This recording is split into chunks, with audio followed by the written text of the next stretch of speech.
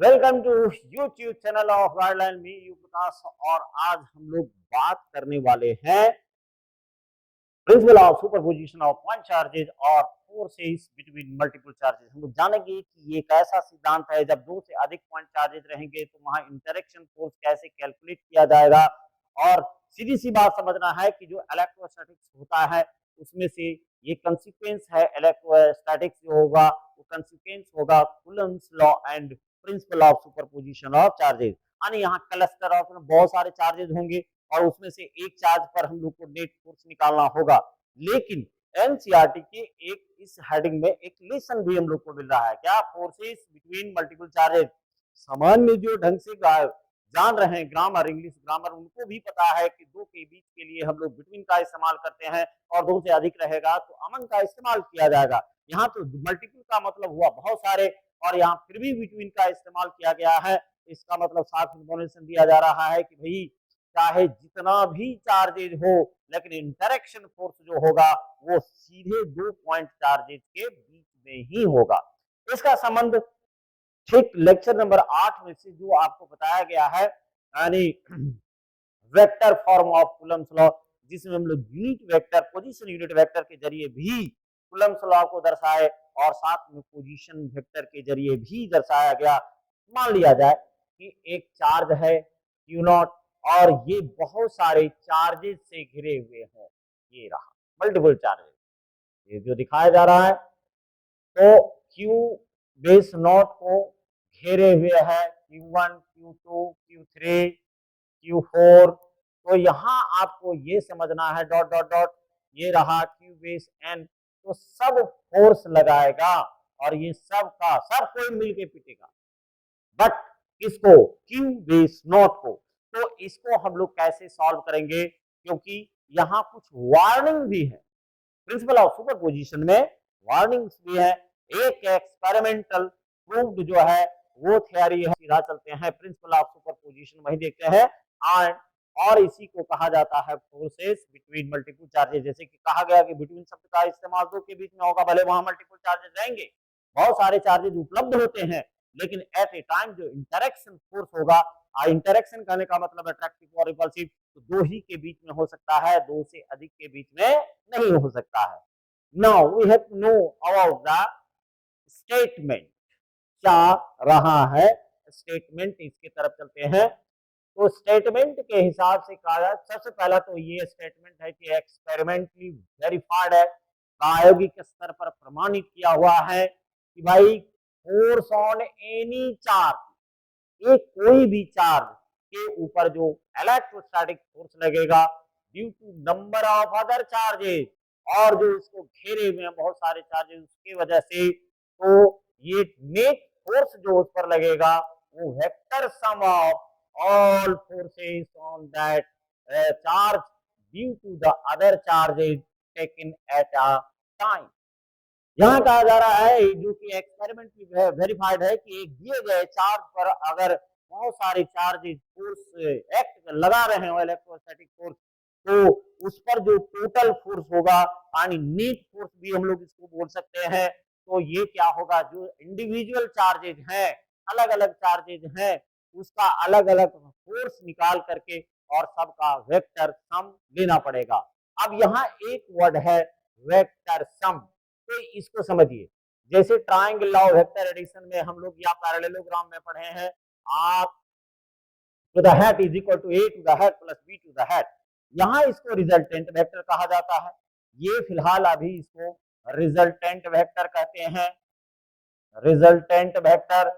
लेकिन अगर यही ऐसे लिखा हुआ हो, R to the hat is equal to A to the hat plus B to the hat plus C to the hat plus plus चलते चले जाइए, है ना, तो ये जो है इसको आप रिजल्टेंट वेक्टर नहीं बोल सकते हैं, इसको कहा जाता है वेक्टर सम। तो सिंपल बात याद रखना है कि if you are going to, अगर आप दो का इक्विवेलेंट निकालने जा रहे हैं, वैसे तो ये एडिशन भले बोला जाता है, लेकिन वहां कई बार हम इसको पढ़ाते समय बताए हुए हैं कि ये इसका ये मतलब हुआ कि ए और बी जितना मिल करके काम करता है उतना अकेले आर कर देता है। दैट्स व्हाई रिजल्टेंट वेक्टर को इक्विवेलेंट वेक्टर भी कहा जाता है या इसको इफेक्टिव वेक्टर भी बोला जाता है।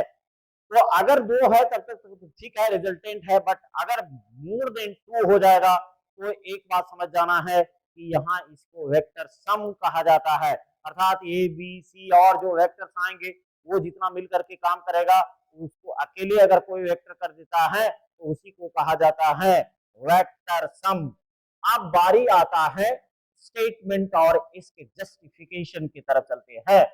तो सबसे पहला बात यहाँ बोला गया कि एक्सपेरिमेंटली वेरीफाइड, ये प्रमाणित किया गया है कि किसी दिए गए चार्ज पर जो कि अदर चार्जेस उसको चारों तरफ से घेरे हुए हैं या अदर चार्जेस जो फोर्स उस पर एक्ट कर रहा है, तो सबका फोर्स निकाल लेना है और सबका वेक्टर, क्योंकि फोर्स वेक्टर क्वांटिटी है तो उसका वेक्टर सम ले लेंगे एट ए टाइम, उसी समय यानी एक ही समय में सबका वेक्टर का क्या करेंगे, सम ले लेंगे। अब यहाँ क्या कर रहा है, the individual forces are unaffected due to the presence of other charges. ये बात बहुत इंपॉर्टेंट है। अब इसका क्या मतलब हुआ, पहले हम लोग इसको समझते हैं और इसको समझने के लिए जरा सा हम पीछे की तरफ चलते हैं। जैसे यहाँ मान लिया जाए कि एक चार्ज है, जैसे यहाँ देखिए क्यू बेस नॉट है, तो Q1 जब इस पर फोर्स लगाएगा Q1, तो ध्यान रहे कि ये फोर्स जब लगा रहा हो तो यहाँ बहुत सारे इन चार्जेज हैं, लेकिन Q1 और Q0 के बीच में लगने वाले फोर्स का के ऊपर कोई प्रभाव नहीं पड़ेगा, Q2, Q3, Q4 and Qn। इसका मतलब ये हुआ कि अगर दो के बीच में इंटरेक्शन, 2 पॉइंट चार्जेस के बीच में इंटरेक्शन हो रहा हो तो तीसरा चार्ज वहां मौजूद रहेगा, लेकिन उसका कोई इम्पैक्ट नहीं पड़ता है।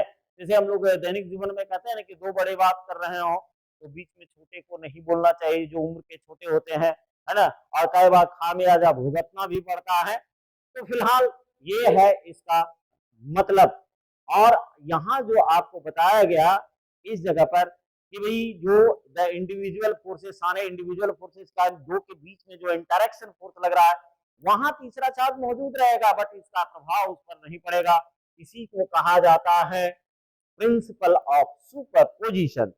न्यूमेरिकल दृष्टिकोण से एक बात तो साफ हो जाता है कि जब तक दो चार्ज के बीच में हम लोग काम कर रहे हो तब तक तो कूलम्स लॉ होल्ड करता है नाइसली, बट जब दो चार्ज से अधिक होता है तो वहां हम लोगों को प्रिंसिपल ऑफ सुपरपोजिशन को ऑबे करना ही पड़ेगा। इसीलिए प्रश्न नंबर इस पर जो आधारित है वर्मा साहब की किताब से लेंगे या मान लिया जाए आर्यन की किताब से लेंगे, डीसी पांडे साहब की किताब से लेंगे, तो उसमें से या जो PYQ जिस पर बेस्ड है उसमें से जो प्रश्न लिए जाते हैं तो वो प्रिंसिपल ऑफ सुपरपोजिशन से बहुत सारा प्रश्न पूछा गया है, तो उस पर इसीलिए इसको बताना अति आवश्यक है। तो एक बात दिमाग में बैठा लेना है कि भाई जब दो चार्जेस के बीच में, पॉइंट चार्जेस के बीच में इंटरेक्शन हो रहा हो तो तीसरा चार्ज वहां मौजूद रहेगा, लेकिन इसका कोई प्रभाव नहीं पड़ेगा। अब ये स्टेटमेंट को दरअसल हम लोग को क्योंकि मैथमेटिकली उपयोग करना है तो हम लोगों को मैथमेटिकली जाना पड़ेगा, और इसके लिए सीधा हम लोग मैथमेटिकली चलते हैं। जैसे मान लिया जाए कि यहाँ यानी मैथमेटिकल एक्सप्लेनेशन की तरफ चलते हैं। मैथमेटिकल एक्सप्लेनेशन, मैथमेटिकल एक्सप्लेनेशन, हम आपके सामने ही डायग्राम को अभी फिलहाल खींच रहे हैं, इसके बाद में देखते हैं इसका कैलकुलेशन भी किया जाएगा। जैसे मान लिया जाए ये एक्स एक्सिस है एक, इसके बाद दूसरा नंबर ये वाई एक्सिस हो गया और तीसरा नंबर ये हो गया आपका जेड एक्सिस।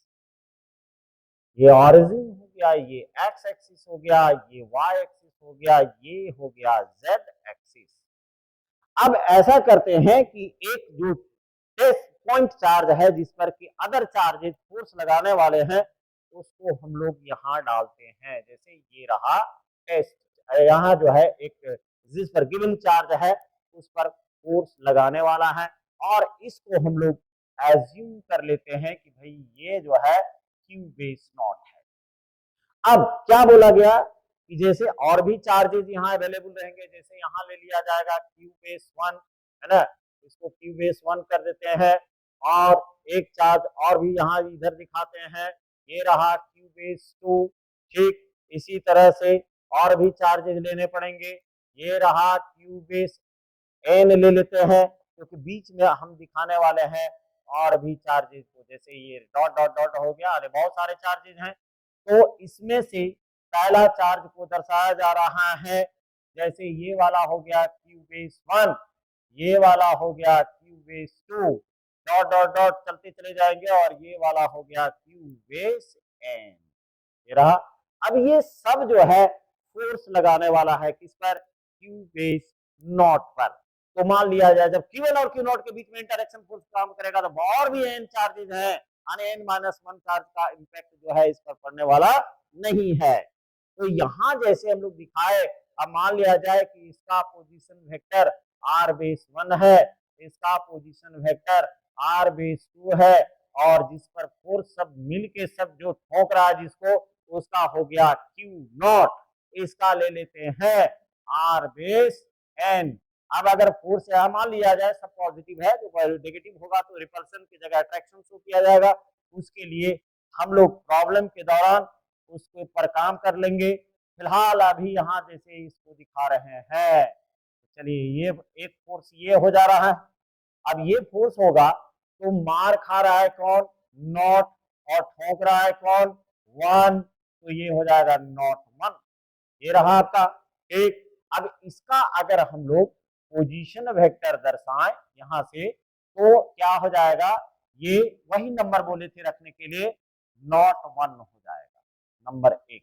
इसके बाद अगर Q2 से फोर्स दर्शा रहे हैं तो ऐसे जाएगा, ये वाला फोर्स हो गया एक। अब ये कौन मार खा रहा है, तो जाहिर सी बात है नॉट खा रहा है। मारने वाला चार्ज कौन है, यानी फोर्स लगाने वाला चार्ज कौन है, तो 2 नंबर है।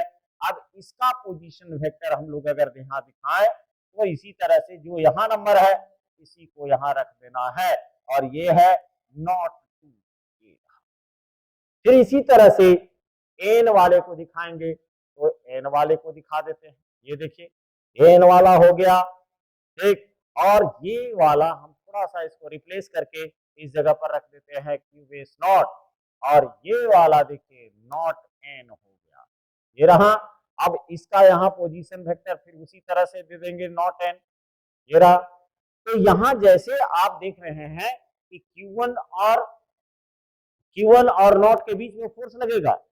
एक बात समझ जाना है कि किसी के बीच में 2 पॉइंट चार्जेस के बीच में, कहीं अगल बगल में भी, इसके बीच में भी, तो आप इतना बात समझ जाइए कि जिस पर फोर्स लग रहा है उसी को आने दो इंटरेक्शन में हमेशा कूलम्स जो होता है पेयर ऑफ चार्जेस के लिए फोर्सेस होता है। इसके अलावा आपको यहाँ कोई सूत्र फॉर्मूला है नहीं। तो जाहिर सी बात है जब दो के बीच में फोर्स एक्ट कर रहा हो तो तीसरा चार्ज वहां जो पॉइंट चार्ज रहेगा अवेलेबल रहेगा, लेकिन वो प्रभाव नहीं डालता है। ये रहा सारांश। अब मान लिया जाए कि let all the charges on Q1 Q2 Q3 up to Qn, ये फोर्स लगा रहा है किस पर, Q बेस नॉट पर। अब इसका सबका स्टेटमेंट के अनुसार हल्का सा यहां लिख देते हैं, let all the point charges are placed in a vacuum or in dry air। अब यहां क्या है, इट इज क्यू नॉट, यानी ये क्यू नॉट जो गिवन चार्ज है, it's point charge Q base not on which point charges या other point charges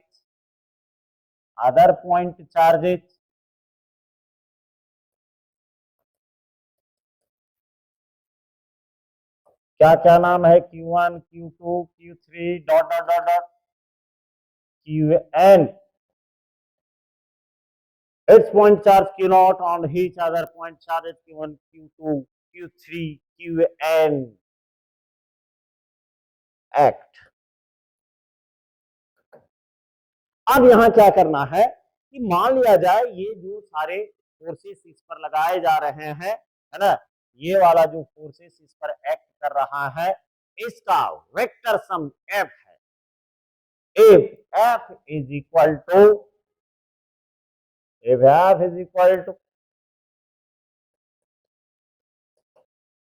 vector sum of forces applied by other charges, other point charges, then what will happen? तो क्या बोला गया कि भाई दो से अधिक अगर रहेगा तो उस जगह पर हम लोग को क्या करना पड़ेगा, वेक्टर सम लेना पड़ेगा। Then according to principle of superposition, then यहां क्या बोला गया कि भाई ये जो है सबको जोड़ देना है, वेक्टर सम निकाल लेना है। 0 1 plus 0 2 plus 0 3 plus plus plus plus plus 0 n, यानी नॉट n हो गया। अब सबका यहां जो है फोर्स हम लोगों को निकालना पड़ेगा और सबका वैल्यू बैठाना पड़ेगा। तो यहां से हम लोग जरा सा पीछे की तरफ चलते हैं और एक जहां निकला ना तो सब निकल जाएगा, तुरंत उसी से निकल जाएगा। देखिए यहां से क्या है, एक को हम लोग नोटेशन दे देते हैं, एक जैसे अभी यहां ले लेते हैं Q1, इसको हम लोग दे देते हैं A। चलिए इसका नोटेशन हम लोग यहाँ दे दिए, यानी यहाँ A ये हो गया, यहाँ कर देते हैं B। अब एक का अगर निकालना है तो एक का वही पीछे वाला फॉर्मूले से निकल जाएगा। यहां भी सॉल्व करना चाहते हैं तो यहाँ भी सॉल्व हो जाएगा। जैसे क्या था कि जब हम लोग इसको कूलम्स लॉ जब वेक्टर फॉर्म में थे तो यहाँ जो है नॉट 1 इज इक्वल टू क्या हो जाएगा, फ्री स्पेस में है तो 1/4 पाई एप्सिलॉन बेस नॉट, और ये रहा Q1 और ये रहा Q0 बाय। अब इस जगह पर बीच की दूरी जो है वो है R01 के मॉडुलस का स्क्वायर, और इसका यूनिट वेक्टर जो होगा वो नॉट 1 हो जाएगा। अब नॉट 1 हो जाएगा अगर यूनिट वेक्टर, तो इसका मतलब क्या आता है, यूनिट वेक्टर का मतलब हुआ if there is unit vector means vector divided by its own magnitude. ये रहा, तो यहाँ सिर्फ बैठा देना है। नॉट 1 का मतलब हो गया 1/4 पाई एप्सिलॉन बेस नॉट, और ये रहा Q1 Q0 बाय R01 के मॉडुलस का स्क्वायर, और इसको अगर बैठाते हैं तो इसके हिसाब से केवल क्या हो जाएगा, देखिए नॉट 1 के अनुसार यहाँ नॉट 1 हो गया और divided by it's on magnitude, not 1 का मैग्नीट्यूड ले लेंगे। अब यहाँ जो है ये स्क्वायर है और फिर ये मल्टीप्लाई हो जाएगा, और जैसे मल्टीप्लाई होगा तो यहाँ आपका आ जाएगा कितना, देखते हैं। ये वाला आंसर यहाँ आने वाला है कितना, तो F01 इज इक्वल टू अब हो जाएगा 1/4 पाई एप्सिलॉन बेस नॉट, और ये रहा Q1 Q0 अपॉन R के मॉडुलस का, नॉट 1 के मॉडुलस का क्यूब हो जाएगा, और ये रहा आपका ऊपर में गुना है किसे, नॉट 1 से। अब इसमें से करना क्या है कि सिंपली ये ट्राइंगल से हम लोग R01 का वैल्यू निकाल लेंगे। तो जैसे हम लोग यहाँ ट्राइंगल लिए, from triangle O A B, from triangle O A B से जाएंगे, और ओ ए बी से अगर इसको दर्शाया जाएगा तो क्या हो जाएगा, देखिए हेड प्लस टेल, ये सेम ऑर्डर में है, ये अपोजिट ऑर्डर में है, इसका मतलब हुआ R base 1 plus naught 1 is equal to R base naught. अब इसका मान जैसे हम लोग निकालेंगे, naught 1 is equal to R base naught minus R base 1। अब दूसरे के लिए कीजिएगा तो खाली यहाँ नॉट 2 हो जाएगा, R नॉट माइनस R2। तीसरे के लिए R0 माइनस R3, n के लिए R0 माइनस Rn, बस सिंपल सा। और ये फॉर्मूला जो हम लोग का आया है, आप इसको ध्यान से देखें, तो ये फॉर्मूला जैसे आएगा हम लोग क्या करेंगे, इसको इसमें से बैठा देना है। तो इसको जैसे हम लोग इसमें से बैठाएंगे यहाँ वैल्यू आ जाएगा। इसको हम जरा सा हटाते हैं और यही बैठा करके आपको एक निकाल करके दिखा देते हैं कैसे आएगा। सब जगह हम लोगों को केवल चेंज मात्र कर देना है और सारा का सारा वैल्यू आ जाएगा। तो एफ नॉट 1 अब क्या हो जाएगा 1/4 पाई एप्सिलॉन बी नॉट, और ये रहा Q1 Q naught divided by R naught 1 का वैल्यू आया है आर नॉट माइनस आर बीस 1। और देखिए यहाँ क्या है क्यूब है, तो यहाँ क्यूब कर देंगे 3 पावर जिसको बोल रहे हैं, और ऊपर में फिर नॉट 1 है तो यहाँ हो जाएगा R naught minus R base 1 हो गया। तो बस बोले ना कि जो कूलम्स लॉ का वेक्टर फॉर्म है उसको पीछे से अगर आप देख लेते हैं तो सारी कहानी वहां आपको समझ में आ जाएगी, वहां एकदम पूरा कन्वर्ट करके दिखाया गया है। अब मान लिया जाए इसी में से आपको निकालना है तो 2 1 करेंगे, तो 2 1 यहाँ कर दीजिए और यहाँ क्या आ जाएगा 1/4 पाई एप्सिलॉन बेस नॉट। अब यहाँ खाली नंबर चेंज कर जाएगा, जहाँ जहाँ नंबर है चेंज करते चले जाइए। ये रहा divided by R naught minus R two, ये रहा, ऐसे चलते चले जाएंगे। तो यहाँ जो है ये रफ वर्क है, आप इसको समझ लीजिए। इसके बाद हम लोग सीधा आते हैं उस जगह पर, अब यहाँ आ जाएगा वह, चलिए अभी जो आया है उसको बैठाते हैं। कितना आया था 1/4 pi epsilon base naught Q1 Q naught divided by R naught minus R1 के मॉडुलस का क्यूब, और यहाँ था R0 माइनस R1। फिर यहाँ जो है दूसरा नंबर निकाले हम लोग, तो दूसरा नंबर में भी यही हो जाएगा 1/4 पाई एप्सिलॉन बेस नॉट, यहाँ कर दीजिए Q2, नंबर चेंज करते जाना है। Q0 पर तो सब कोई फोर्स लगा रहा है, ये बेचारा लात खाते रहेगा। ये रहा R2 divided by R0 minus R2 के मॉडुलस का क्यूब। फिर अगर तीसरा नंबर निकालना है तो आप ऐसे लिख सकते हैं, इसको ऐसे लिखा जा सकता है F03 to the head is equal to 1/4 pi epsilon base naught, और ये रहा Q3 Q0 R0 minus R3 divided by R0 minus R3 के मॉडुलस का क्यूब। 4 में ऐसे करना है, डायग्राम आप एक दो ठो जैसे दिखाए उसको दिखा दीजिए। एंड लास्ट में हम लोगों का आया कितना, तो एफ बेस नॉट एन, और इसका भी वैल्यू हो जाएगा 1/4 pi epsilon base naught Qn Q naught by, ये हो जाएगा R0 माइनस Rn के मॉडुलस का क्यूब, और ये रहा कितना, तो R0 माइनस Rn ऐसे आ गया। अब ये सारा वैल्यू हम लोग इक्वेशन 1 में बैठा देंगे, putting this values in equation 1, putting this values in equation 1। चलिए इसका वैल्यू बैठाते हैं और सब वैल्यू जैसे जैसे है उसको बैठाते चले जाएंगे। तो F is equal to 1 vector sum of forces, तो पहला नॉट 1 था, इसका आया 1/4 pi epsilon base naught Q1 Q naught, और ये R0 minus R1 divided by R0 minus R1 के मॉडुलस का क्यूब।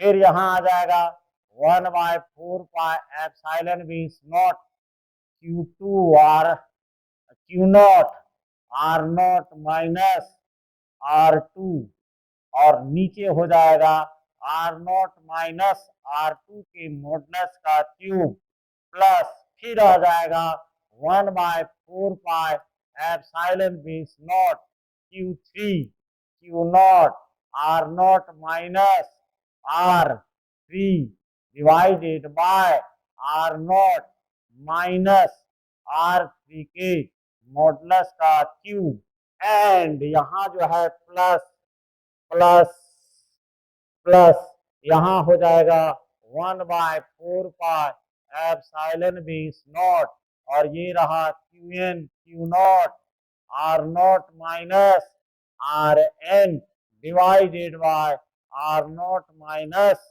Rn की मॉडुलस का ये रहा क्यूब।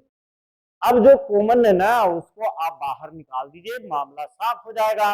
तो कितना सब में क्या जा रहा है देखिए, f टू द हैट और f to the hat is equal to, ऐसे ले लेते हैं, क्यू बेस नॉट सब में कॉमन है, 1/4 पाई एप्सिलॉन बेस नॉट। इसके बाद यहां बच जाएगा Q1 R not minus R1 divided by R not minus R base 1 के मॉडुलस का क्यूब प्लस ये देखिए Q2 R not minus R2 divided by R not minus R2 के मॉडुलस का क्यूब प्लस इसी तरह से हम लोग n टर्म को लेंगे तो ये रहा Qn R not minus Rn divided by ये रहा R नॉट माइनस Rn का क्यूब। ये आ गया। अब इसको हम लोग समाप्त कर देंगे। अब समेशन में क्या होगा, जैसे हम लोग समेशन में आते हैं तो यहां हो जाएगा therefore f to the hat is equal to q naught upon 4 pi epsilon base naught, और ये रहा समीशन का साइन ले लेंगे। और यहाँ देखिए कहाँ कहाँ मेन एक्सप्रेशन को यहाँ पहले हम बैठा लेते हैं। ये था Q एक, इसके बाद ये रहा आपका R नॉट एक, और ये है यहाँ नंबर चेंज कर रहा है, और ये रहा आपका R नॉट, और फिर ये R यहाँ नंबर चेंज कर रहा है ना, ये वाला नंबर चेंज कर रहा है। कैसे कैसे देखिए, ये R हो गया, इसका मॉडुलस का क्यूब, आने पीछे देख लेते हैं। यहाँ अगर हम लोग देखें तो पता चलता है कि ये वाला नंबर चेंज कर रहा है, पहले 1 आया, फिर 2 आया, फिर 3 आएगा, फिर n आएगा। यहाँ भी देखिए नंबर चेंज कर रहा है। तो समेशन के दौरान हम लोग इसमें से क्या करेंगे, यहाँ I लिख देंगे, यहाँ I लिख देंगे, ये हो जाएगा I equal to 1 up to n, और ये आपका फाइनल एक्सप्रेशन है। तो कहीं कहीं जो एडवांस का क्वेश्चन बनाया जाएगा ना, पुराना जो क्वेश्चन होगा उसमें ये इन्वॉल्व है। तो आप ऐसे फिलहाल तो इसको अभी यूज इतना नहीं करना है, समझना है, समझ के काम करना है। बट जैसे आप मेच्योर्ड हो जाते हैं, इसका इस्तेमाल कुछ जो क्वेश्चन है आई यूरो का, उसको उठाना पड़ेगा, क्योंकि एडवांस में उसे प्रश्न कुछ कुछ पूछे गए हैं। कई कई ऐसे स्क्रॉट आउट से भी प्रश्न आया हुआ है, जो एडवांस की हम बात कर रहे हैं, है ना, इधर नहीं। तो ये था आपका प्रिंसिपल ऑफ सुपरपोजिशन, और ये रहा पहला स्टेप। फिर इसके बाद हम लोग आगे बढ़े, ये दूसरा स्टेप स्टेटमेंट रहा। फिर इसके बाद आगे बढ़े, इसका मैथमेटिकल एक्सप्लेनेशन मेन डायग्राम ये है, ये इक्वेशन 1 2 निकाल करके आपको दिखाया गया, तो ये एक्सप्रेशन समझाया गया। इसके बाद में जैसा था let all the point charges are placed in vacuum और इन ड्रायर, क्योंकि के का formula 1/4 pi epsilon base naught का इस्तेमाल किया गया। It's point charge Q naught on which other point charges Q1 Q2 Q3 है अप टू Qn एक्ट, सारे चार्जेस एक्ट कर रहे हैं।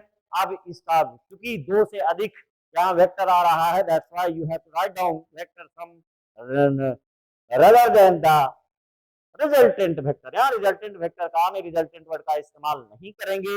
ये रहा, और इसके बाद यहाँ जो है ये इक्वेशन आ गया, और ये बारी बारी से सारा कैसे वैल्यूज आया इसको निकाल के दिखाया गया। फाइनली इसको हम लोग बैठा दिए, सब वैल्यू जो कॉमन आ रहा था उसको निकाल दिया गया, और ये रहा प्रिंसिपल ऑफ सुपरपोजिशन का फाइनल रिजल्ट।